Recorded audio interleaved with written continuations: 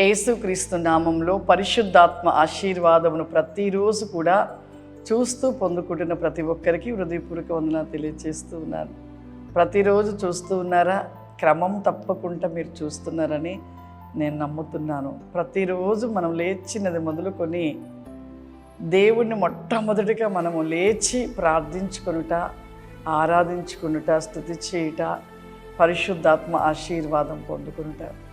ఆ రోజంతా కూడా మన జీవితంలో విజయమే ఉంటుంది, ఆశీర్వాదం ఉంటుంది. దేవుని ఆశీర్వాదం లేకుండా మనం ఎన్ని పనులు చేసినా ఏది కాదు.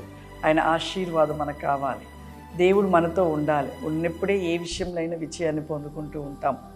ఈరోజు పరిశుద్ధాత్మ దేవుడు మనకిస్తూ ఉన్న వాగ్దానము 1 కొరింథీయులకు రాసిన పత్రిక 5వ అధ్యాయము 3వ వచనము. నేను దేహము విషయమై దూరముగా ఉన్నాను, ఆత్మ విషయమై సమీపముగా ఉండి అని ఉంది. మీతో కూడా ఉండినట్లుగా ఇట్టి కార్యములు ఇలాగ చేసిన వాని గురించి ఇదివరకే తీర్పు తీర్చున్నాను. ఈరోజు పౌలు గారు చెప్తున్నారు, నేను దేహము విషయంలో దూరముగా ఉన్నాను, ఆత్మ విషయంలో దేవునికి బహు సమీపముగా ఉన్నాను అంటున్నాడు. నిజమే. మనము ఎలా ఉంటున్నాం? దేహము విషయంలో పరిగెడుతున్నాము, దేహానికి కావలసిన వాటి కోసం ఆలోచిస్తున్నాము. ఈ యొక్క శరీరము గురించి ఎంతగా, ఈ శరీరానికి కావలసిన ఆహారం అయితేంది, వస్త్రాలు అయితేంటి, ఇంకా అన్ని విషయం గురించి మనం ఆలోచిస్తూ ఉంటాం. కానీ ఆత్మ విషయం ఆలోచించము, దేవుని గురించి ఆలోచించం. అసలు ఈ సృష్టించిన ఆ దేవుని గురించి ఆలోచించాం, మనం పుట్టించిన దేవుని గురించి ఆలోచించాం. కానీ మరి మనం ఏం ఆలోచిస్తామంటే, ఏం తిందుమా, ఏం తాగుదుమా, ఏం ధరించుకుందుమా, ఏం సిద్ధపరచుకుందుమా, ఏ ఇల్లు కట్టాలి, ఏం సంపాదించాలి, వీటి మీదే మనసు ఉంటూ ఉంటుంది. కానీ పౌలు గారు చెప్తున్నాడు, ఎప్పుడు కూడా ఈ శరీరానికి సంబంధించినవి, ఈ భూ సంబంధమైన వాటి గురించి ఎప్పుడు ఆలోచించాడంట. కానీ ఆత్మ విషయమే ఆలోచిస్తూ ఉంటాడంట. ఆత్మ విషయం సమీపంగా ఉంటాడంట. ఆత్మ కంటే దేవుని ఆత్మకు బహు సమీపంగా ఉండడం.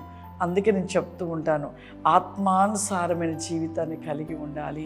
అక్షయమైన వాటిల్లో మనం నిలిచి ఉండాలి. క్షయమైన వాటికి దూరంగా ఉండాలి. క్షయమైనవంటే శరీరానికి సంబంధించినవి, భూ సంబంధానికి సంబంధించినవి, లోక సంబంధంలో ఉంటున్నవన్నిటి గురించి, వాటికి సంబంధించినవన్నీ కూడా క్షయమైనవి. అక్షయమైనవి, పరలోక సంబంధమైనవి, దేవుని యొక్క సంబంధించినవన్నీ కూడా మనం కలిగి ఉన్నప్పుడే మనం పరలోకానికి నిత్య వారసులు అవుతాం. అందుకే పౌలు గారు చెప్తున్నారు, మన జీవితంలో ఇప్పుడు ఉంటున్న ప్రతి ఒక్క క్రైస్తవుల్లో ఏముందంటే నిలువెచ్చిన స్థితి.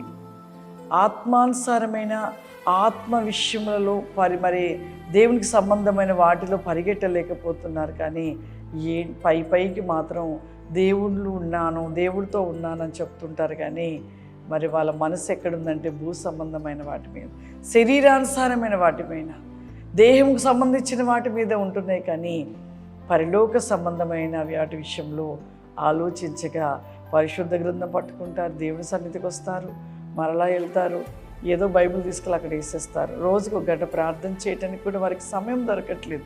వారి సమయం ఏంటంటే లోక సంబంధమైన మరి భూ సంబంధమైన వాటి మీద మనసు పెట్టుకొని పేరుకు క్రైస్తవులు, పైకి క్రైస్తవులు, కానీ దేవుని దృష్టిలో మాత్రము వారు క్రైస్తవులుగా లేరు, కానీ పాపుల సమూహంలో ఉంటూ ఉన్నారు ప్రియులారా. కాబట్టి దయచేసి మన మనసు, మన ఆలోచన, మన దృష్టి, మన క్రియలు ఆత్మకు సంబంధించినవి ఉండాలి. దేవునికి సంబంధించినవి ఉన్నప్పుడే దేవునితో మనం ఉన్నవారుగా మనం గుర్తుగా పెట్టుకోవాలి. మనం ఆ విధముగా దేవునికి సంబంధమైన వాటిని కలిగి ఉంటేనే ఆ నిత్యరాజ్యం. నువ్వు ఎన్ని సంవత్సరాలు ఈ భూ సంబంధమైన వాటిని దేహ విషయంలో పరిగెడితే అవి ఏనాటికైనాను నీవు వీటిని ఒకవేళ భూ సంబంధం వాటిపైన దృష్టి పెట్టి పైకి నటించినను, నువ్వు మరణించినను నిత్య నరకమే. నువ్వు నరకము తప్పించుకోవాలంటే ఆత్మకు సమీపమై, దేవునికి సమీపమై, దేవునికి దగ్గరగా నువ్వు నిలిచి అక్షయమైన వాటి కోసము నువ్వు ప్రతిరోజు నీ మనసు వాటిపై ఉన్నట్లయితే నువ్వు ఖచ్చితంగా పరలోకం చేర్చబడతావు. ప్రభు అడుగుచున్నాడు. 2 విషయాలు, ప్రతి మానవుడికి 2 రాజ్యాలు ఉన్నవి. ఒకటి నిత్య రాజ్యము, నిత్య నరకము. ఈ 2 విషయాలను బట్టి నీ జీవితాన్ని నువ్వు సరిచేసుకుంటే నిత్య రాజ్యము, సరిచేసుకోకపోతే నిత్య నరకము. ఈ రెండిట్లలో ఏది నువ్వు నిర్ణయించుకుంటున్నావో ఈరోజు నువ్వు నిర్ణయించుకొని నీ జీవితాన్ని సరిచేసుకొని అక్షయమైన వాటి కోసం నువ్వు పరిగెట్టు. అక్షయమైన జీవితాన్ని నువ్వు కలిగి ఉండు. నిత్య రాజ్యాన్ని నువ్వు పొందుకుంటావు. అందరి కళ్ళు మూసుకున్నట్లు ప్రార్థన చేసుకుందాం. Thank you Lord, the black and holy spirit as an anoid that is stand my so fly calm the mic and flower ima పరిశుద్ధాత్మ దేవానికి వందనాలు ప్రభా. ఈ ప్రోగ్రాం చూస్తున్న ప్రతి బిడ్డని మీరు దీవించని రికాబా షూరికా మాందర. ఈ లోక సంబంధమైన వాటిపైన దృష్టి ఉంచక నా తండ్రి దేవా, పరిలోక వేకమైన సంబంధం వాటికి ప్రతివేకమైన మనసు వికోస్తి కామ్ ది మై గ్లీజా మోస్తి గ్లో బ్రైకైనా బాస్తి కమాందర. ప్రతి వికాస్ అండ్ మే కామ్ ది రిమోస్తి కావరి బాస్తి కమాందర.